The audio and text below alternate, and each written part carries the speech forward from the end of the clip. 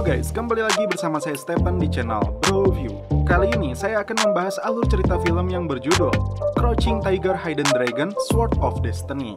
Film ini menceritakan tentang bagaimana Yushulin membalas dendam atas kematian orang-orang tercintanya. Dia pun harus menggunakan sebuah pedang legenda untuk menjadi satu-satunya alat demi menuntaskan dendam tersebut. Seperti apakah kisahnya? Langsung saja, sebelum masuk ke ceritanya seperti biasa siapkan apa? Ya tentunya Kopai dan Woodbray untuk menemani kalian dalam menonton alur cerita film ini. Dan sekarang kita masuk ke filmnya.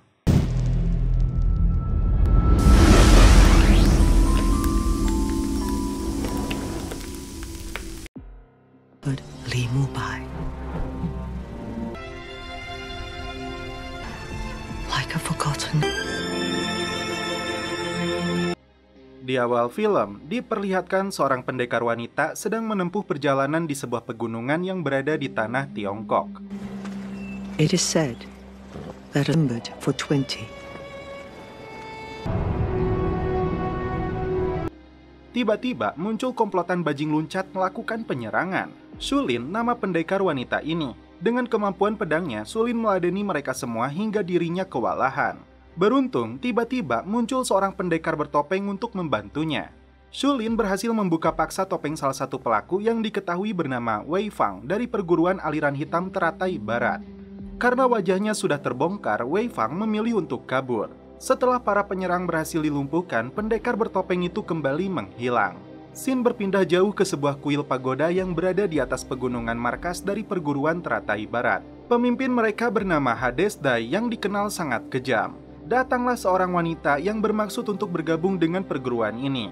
Wanita ini bernama Snowface dan tiba-tiba dia merebut pedang seorang pengawal untuk menyerang Hades Dai. Karena bukanlah tandingannya, dalam satu kali ayunan pedang yang digunakan Snowface langsung terpotong. Belum terungkap apa alasan Snowface berani menyerang si botak ini langsung di markasnya. Lord Dai membiarkannya pergi saat wanita itu memilih untuk kabur. Kembali ke Wei Fang, dalam pelariannya seorang wanita sihir bernama Xiaoyan mendatanginya. Penyihir ini minta dibawa menemui Hades Dai untuk memberikan sebuah hadiah yang jauh lebih berharga dari apapun yang sedang dia cari. Setelah melalui perjalanan panjang, Shulin sampai di kediaman Tuan Zhou untuk memberi penghormatan kepada mendiang Tuan Te yang sudah dia anggap sebagai ayahnya. Di rumah itu juga disimpan sebuah pedang sakti yang dijuluki Sword of Destiny atau takdir hijau. Pedang tersebut juga mengingatkan Shulin kepada kekasihnya yang bernama Li Mubai yang sudah meninggal dunia.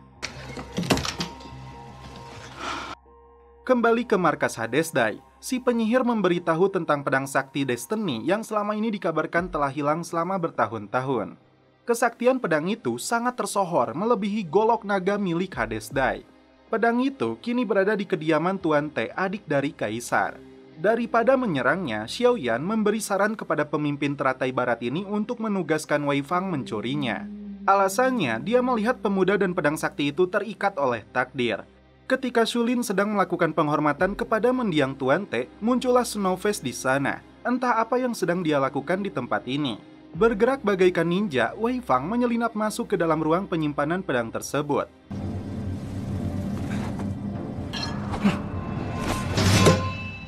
Ketika akan mencurinya, tiba-tiba muncul Snowface untuk mencegahnya. Kedua pendekar ini akhirnya saling memperebutkan pedang tersebut.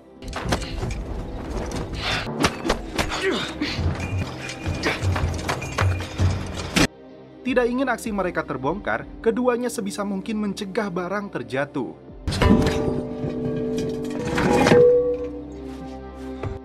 Snowface sangat terkejut saat melihat tanda lahir di dada Wei Fang yang berujung pecahnya sebuah guci. Para pengawal akhirnya berdatangan. Wei Fang berhasil ditangkap oleh Shulin, sedangkan Snowface berpura-pura sedang menangkapnya. Karena pernah bertemu dengannya, Shulin sudah mengetahui identitas Wei Fang sebagai anggota klan teratai barat yang pernah menyerang keretanya. Wei Fang akhirnya ditangkap dan dikurung di tempat ini. Sedangkan Snowface mengaku sebagai tamu yang menghormati Tuan Te. Penasaran dengan pedang tersebut, Shulin memberi kesempatan kepada Snowface untuk memegangnya. Namun ternyata dengan jurus 2 jari saja, Snowface tidak bisa berkutik. Dia berlutut meminta Shulin mengangkatnya sebagai murid. Suhu wanita ini menolak karena hidupnya lebih banyak berkelana. Di pagi hari, beberapa pengawal yang kesal sempat menyerang Wei Fang di dalam kurungannya. Anggota teratai ini mengancam untuk menyerahkan pedang tersebut, jika tidak, Hades Dai akan menghancurkan kota ini menjadi lautan darah. Tuan Zhao menolak saran dari Shulin untuk menempatkan pedang tersebut di kuil Wudang yang berada jauh di atas pegunungan. Dia sudah berjanji kepada ayahnya untuk menjaga dan melindungi pedang sakti itu di rumahnya meskipun nyawanya menjadi taruhan.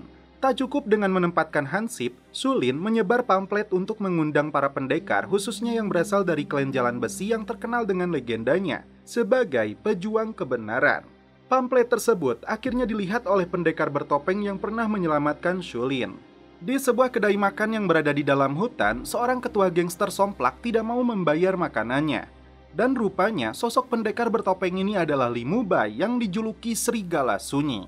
Si kunyuk ini dan 30 anak buahnya tertarik dengan undangan tersebut, tapi dia meminta bayaran masing-masing 20 ons perak. Li Mubai menolak karena undangan ini untuk mereka yang rela berjuang tanpa pamrih. Rakyat biasa yang ketakutan mulai menjauh, hanya 4 pendekar yang siap bergabung dengan Li Mubai. Mereka adalah si pedang terbang dari Santung, si tinju petir Chan dari Zhejiang, si panah perak Shi, dan terakhir si kura-kura Ma. Hingga pada akhirnya, pertarungan pun dimulai.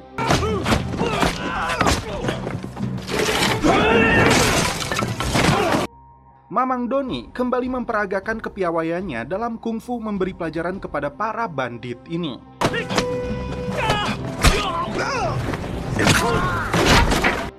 Dengan menggunakan jurus Taijeh-nya, 6 orang musuh langsung menjerit kesakitan.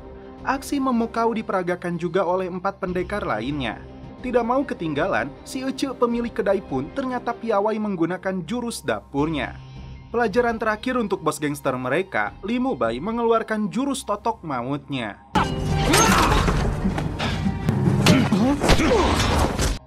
Setelah Shulin melihat keseriusan Snowface dalam berlatih kungfu, akhirnya dia bersedia untuk melatihnya. Pelajaran pertama yang perlu dia perlihatkan adalah melihat menggunakan pikiran bukan dengan matanya. Wei Fang yang menyaksikan dari dalam kurungan malah meledeknya. Berkali-kali mencoba menyerang gerakannya selalu dipatahkan oleh Shulin. Setelah melakukan aksi meringankan tubuh, Snowface mengaku belajar dari gurunya yang sudah meninggal di saat dia masih belia. Kesal diledek terus, Snowface yang sepertinya mengenali Wei Fang menyebut Hades Dai yang dia puja itu faktanya seorang pembunuh berdarah dingin. Sampai saat ini, Snowface tidak mau mengungkap identitas dirinya dan rahasia penting yang dia tahu tentang Wei Fang.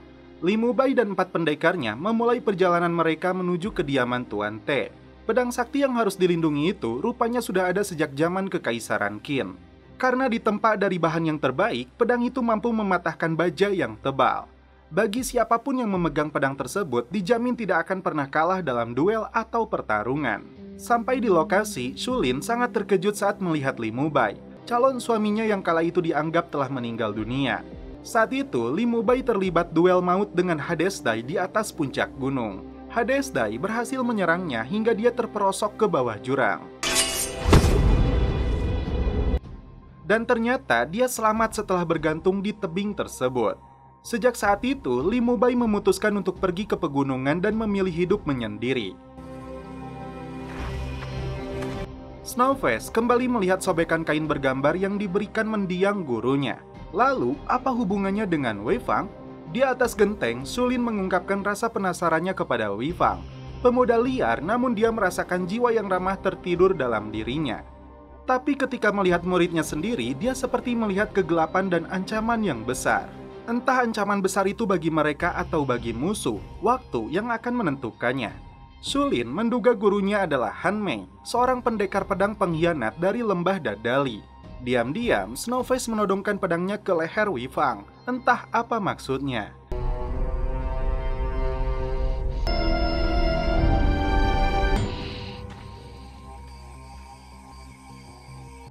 Setelah itu, 3 pendekar mengajaknya untuk minum hingga mabuk. Dia tidak menyadari gurunya berada di belakangnya. Alhasil, di keesokan harinya Snowface harus menjalani hukuman. Merasa kasihan dengan hukuman dari gurunya, kali ini Wei Fang tidak mengejeknya lagi, tapi mengajaknya tersenyum. How can you hold so much wine and not smile? Sebuah desa porak-poranda akibat penindasan yang dilakukan Hadesdai dan para pengikutnya. Rumah dibakar, harta bendanya dijarah, dan mereka yang melawan tidak segan-segan untuk dibantai.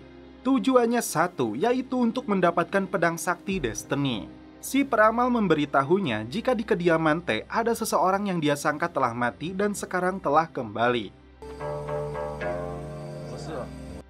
Tiba-tiba seluruh kota menjadi sunyi. Kegelapan pun muncul di seluruh penjuru kota. Shulin segera menyuruh pengawal membunyikan lonceng tanda serangan tiba. Benar saja, ratusan anggota klan Teratai Barat melakukan serangan secara membabi buta. Limubai dan para pendekarnya bahu-membahu meladeni musuh.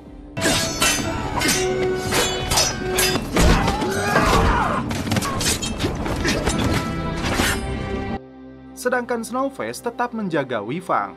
Tiba-tiba wanita jahat ini datang menyerangnya. Snowface kembali dikalahkan tapi lolos dari upaya pembunuhan setelah Weifang menyebutkan lokasi pedang sakti itu. Ternyata si penyihir datang lebih dulu untuk mencuri pedang tersebut namun kepergok oleh Shulin. Sialnya, Tuan Zhao dijadikan sandera lalu dibunuh karena merasa dendam orang tuanya dibunuh oleh pedang tersebut. My parents were slain by the sword you hold. Naas Bagishi dan si kura-kura tewas di tangan wanita ini.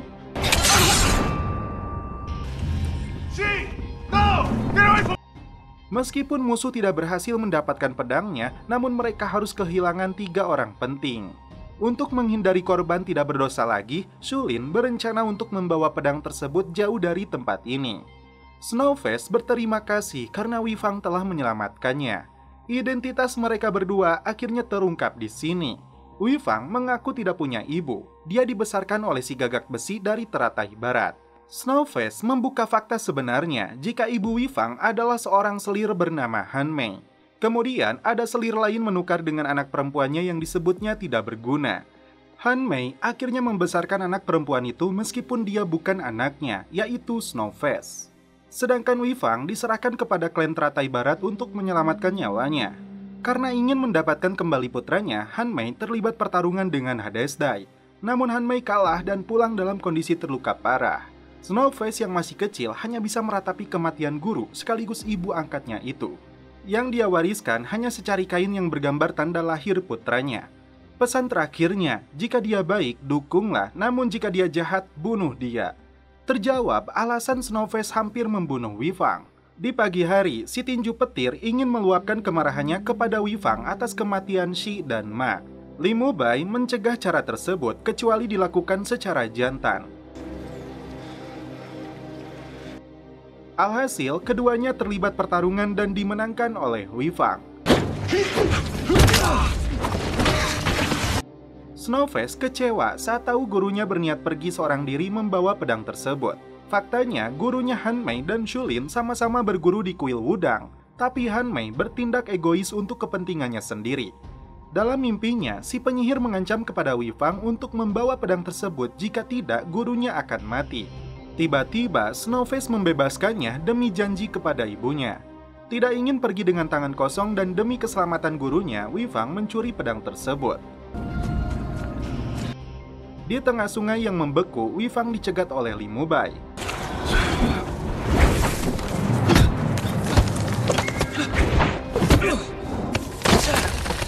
Setelah terlibat pertarungan, tiba-tiba gagak besi datang untuk membantu Weifang. Meskipun guru dan murid itu bersatu, tetap saja mereka berdua bukanlah tandingan Mamang Doni.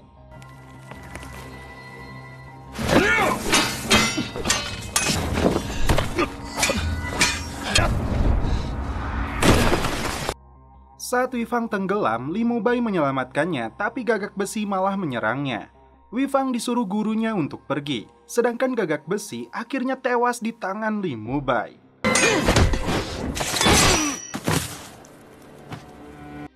Tak lama kemudian, Shulin datang untuk mengobatinya. Mereka berdua akhirnya berjanji akan hidup bersama sehidup semati. Sesampainya di markas Teratai Barat, Weifang menyerahkan pedang sakti itu kepada Hadesdai. Tapi tiba-tiba ini yang terjadi.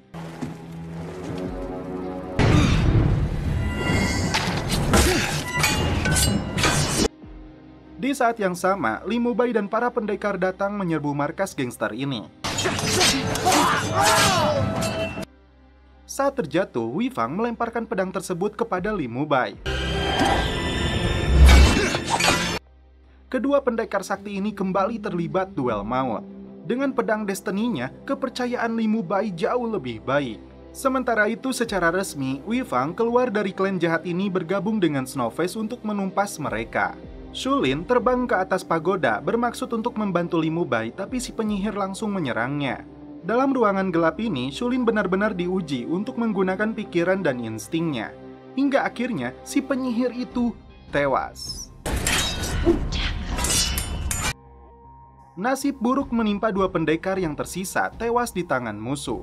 Saat berhadapan dengan Snowface, kali ini dia berhasil membunuhnya meskipun dia sendiri harus terluka parah. Pertarungan sengit Li Mubai dan Hades Dai berlanjut.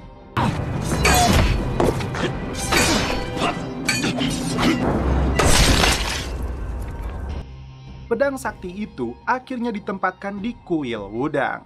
Dan setelah itu, film pun berakhir. Oke guys, terima kasih yang sudah menonton sampai akhir. Salam penutup seperti biasa dari kami. Mohon maaf bila ada kata-kata yang kurang berkenan di hati kalian. Mohon dimaafkan ya. Salam perfilman duniawi. Keep enjoy.